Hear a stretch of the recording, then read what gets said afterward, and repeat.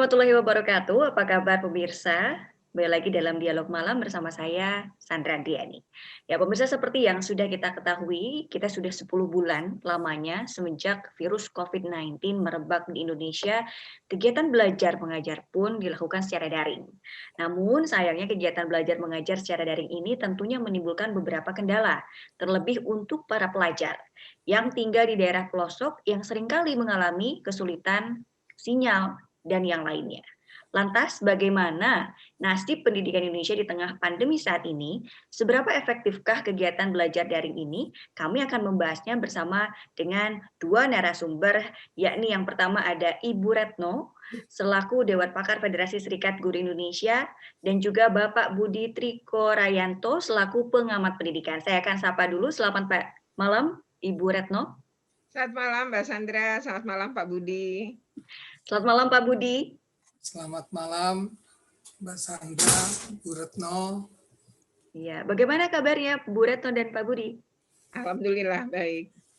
Kabar selalu baik.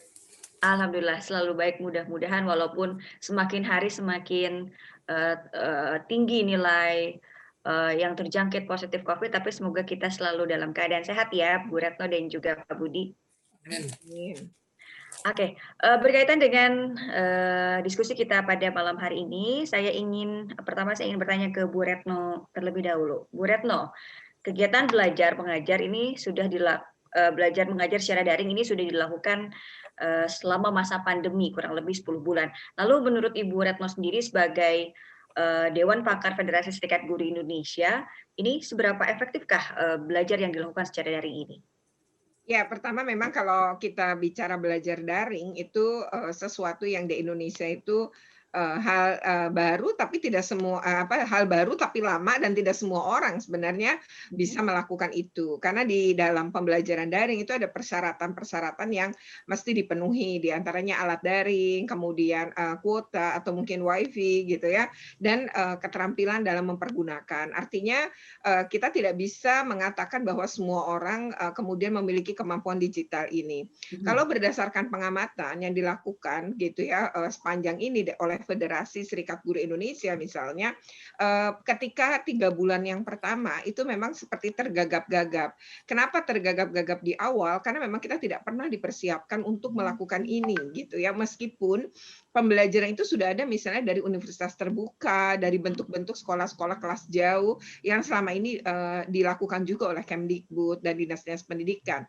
Namun kan jumlahnya terbatas gitu. Nah, ketika kemudian semua orang harus di rumah dan ketika belajar harus dari rumah, maka kebanyakan guru di awal memindahkan cara belajar di kelas ke dalam rumah gitu, sehingga kemudian itu tidak cocok dan itu banyak sekali yang kemudian kebingungan gitu ya. Jadi ada yang belajar dari jam 7 sampai jam 15, ya teler lah kalau bentuknya adalah menggunakan daring gitu ya. Tetapi kalau dari pengamatan secara umum, maka pertama setelah 10 bulan ini ya, sebenarnya yang pertama itu adalah ini ada disparitas ya yang terlalu jauh dari kemampuan digital dan juga dari akses pelayanan pendidikan. Misalnya anak dari keluarga kaya ya menengah ke atas cenderung terlayani karena mereka bisa semuanya dan punya semuanya. Tetapi ada dari kelompok keluarga menengah ke bawah, terutama anak-anak yang berada dari keluarga miskin, itu seperti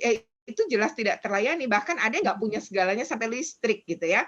Nah, ini ada yang berbulan-bulan di beberapa kepulauan Indonesia itu tidak bisa belajar gitu. Jadi di Papua misalnya 50% lebih anak selama 3 bulan pertama itu nyaris nggak belajar karena tidak punya segalanya dan gurunya juga kebingungan gitu ya. Dan ini menunjukkan bahwa disparitas ini antara bukan cuma antara keluarga kaya dan miskin ya memang secara ekonomi akan terlihat ya, dan itu makin menunjukkan ya perbedaan ekonomi tadi. Yang kedua adalah disparitas ini pun terjadi antara Jawa dengan luar Jawa, karena yang Jawa jauh lebih baik itu katakanlah begitu, walaupun sebenarnya di seluruh Indonesia dari 34 provinsi hanya 2 provinsi yang memiliki jaringan internet itu stabil di atas dengan angka 96% gitu ya, tetapi mayoritas itu tidak ya, jadi banyak blank spot blind spot juga kan. Kemudian yang kedua adalah ini juga disparitas gitu tampak antara perkotaan dengan pedesaan.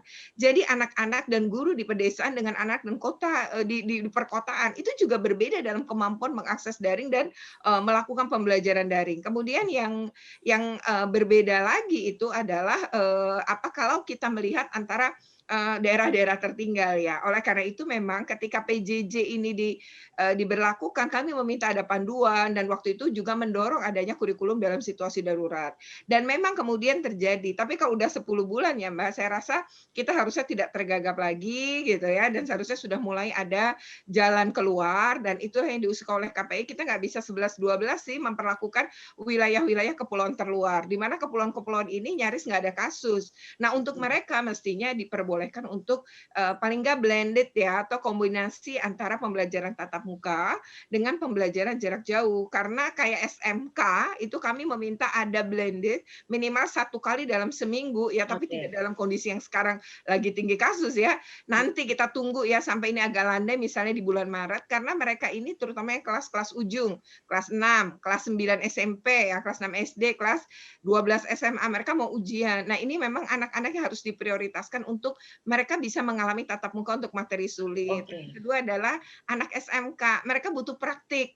Jadi mereka tuh melapor ke KPI, kami udah 10 bulan nggak ke bengkel, kami 10 bulan tanpa praktik, padahal skill kami harus praktik gitu ya. Nah, ini hal-hal yang barangkali di dalam masa pandemi ini kita harus pikirkan ya, bagaimana kemudian anak-anak ini mendapatkan hak-haknya sesuai dengan ya kebutuhan dan memang skill yang harus dia dapatkan. Oke. Apakah memang sudah ada rencana untuk melakukan tatap muka, terutama untuk murid-murid yang diprioritaskan tadi pada bulan Maret, Bu Retno? Pemerintah belum menyatakan itu, tapi ketika Januari mau tatap muka gitu ya, sebenarnya FSGI termasuk juga yang menolak. Kenapa? Karena kami mempertimbangkan adalah 270 kabupaten kota baru saja melakukan pilkada pada tanggal 9 Desember. Dan kita tahu di wilayah-wilayah pilkada itu terjadi kerumunan gitu kan. Jadi mau tidak mau ini pasti akan terjadi peningkatan kasus, dan itu betul terjadi 2 minggu kemudian terjadi peningkatan kasus pada wilayah-wilayah itu. Yang kedua adalah libur.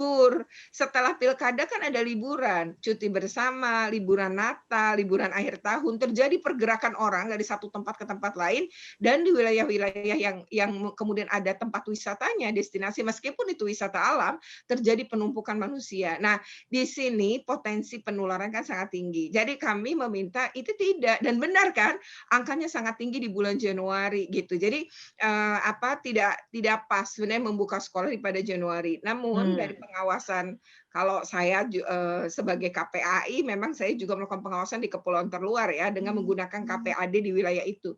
Saya menyatakan bahwa dari hasil pengawasan itu nampak bahwa wilayah-wilayah terluar sudah mulai tatap muka.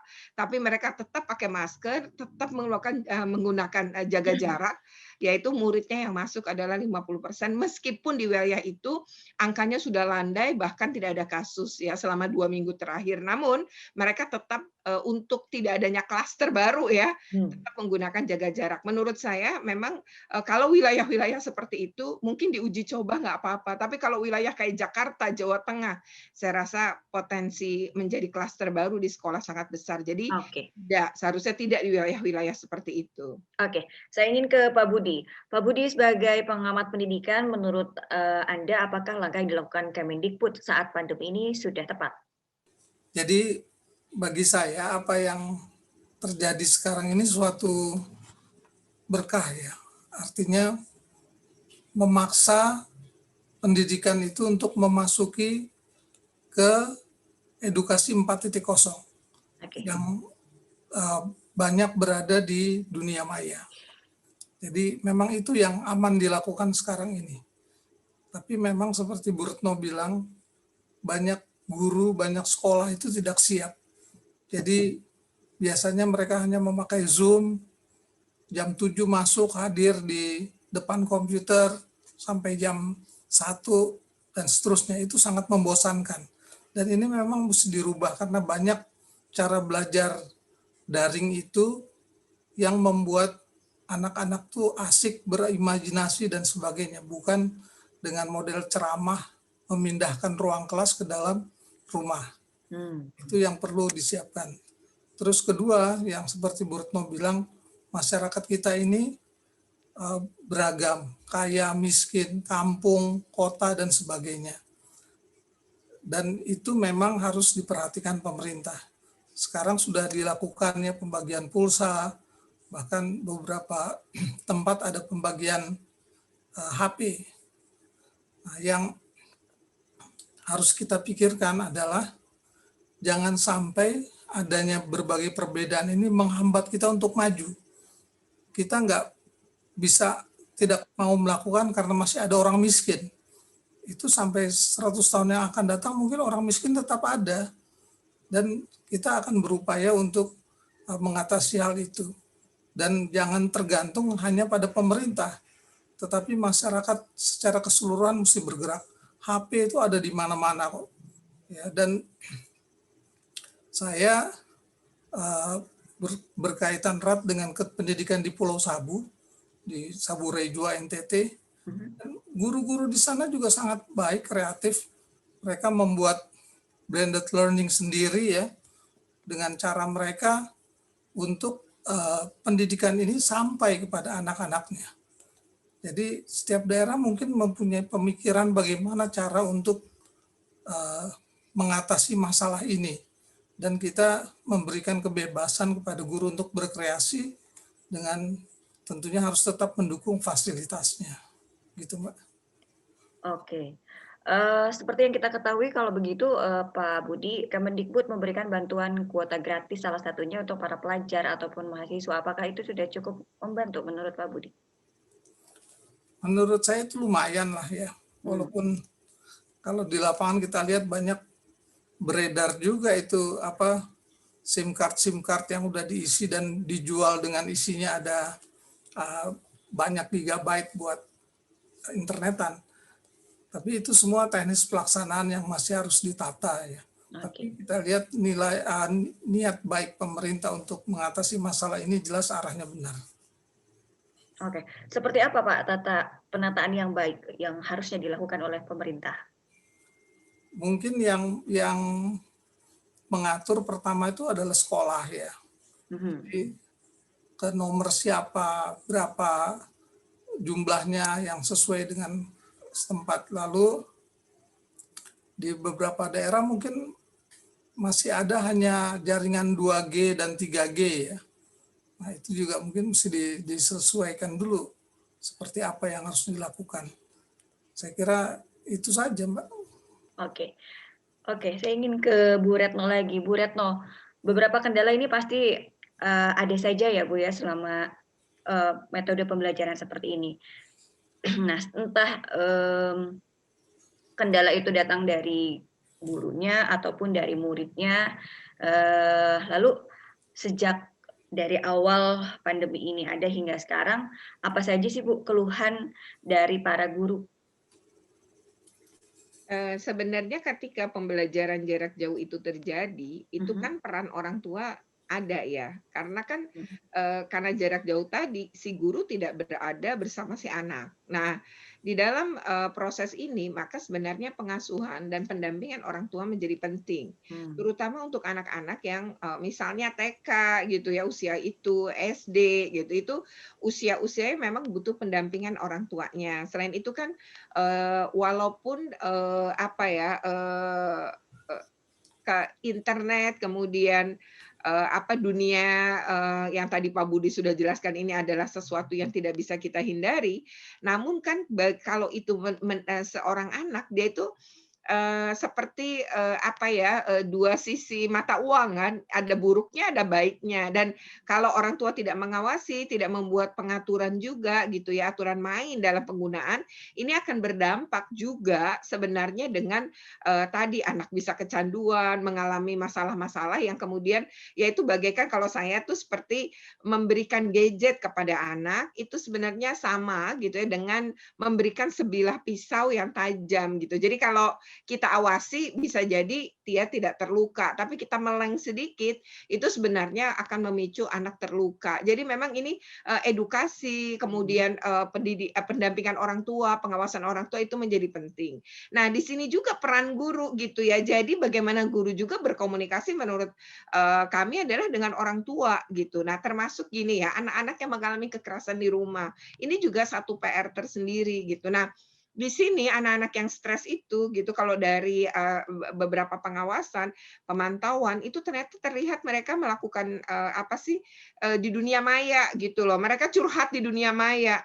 Nah, lalu tertangkap oleh predator anak dan beberapa kasus seperti kasus yang terungkap misalnya di baru-baru ini ya penjualan eksploitasi anak secara seksual yang terjadi di Green Pramuka misalnya itu berangkat dari peristiwa-peristiwa serupa ini gitu. Nah, kami mendorong sebenarnya guru BK dan wali kelas itu punya peran juga di sini. Jadi bagaimana anak-anak yang kemudian mungkin boring, mungkin mengalami juga kekerasan, itu tidak curhatnya di media sosial, tapi curhatnya itu kepada guru-guru BK.